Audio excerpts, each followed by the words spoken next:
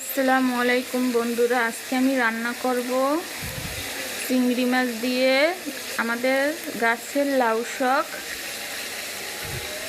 এখানে আমি পেঁয়াজ, কাঁচামরিচ ও চিংড়ি মাছগুলো সুন্দরভাবে ভেজে নিচ্ছি।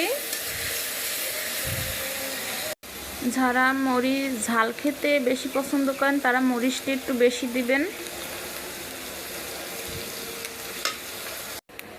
এখন আমি ডাটাগুলো দিয়ে নেব।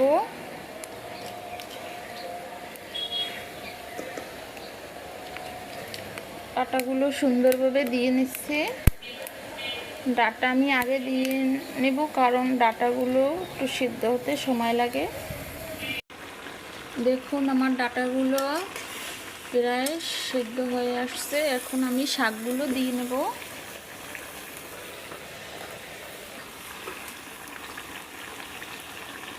শাকগুলো দিয়ে নিচ্ছি।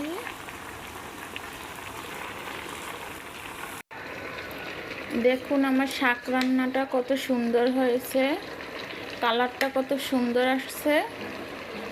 শাক রান্নাটা প্রায় শেষের দিকে। শাক শরীরের জন্য খুবই উপকারী, স্বাস্থ্যের জন্য প্রতিদিন খাবারের তালিকায় শাক রাখতেই হয়।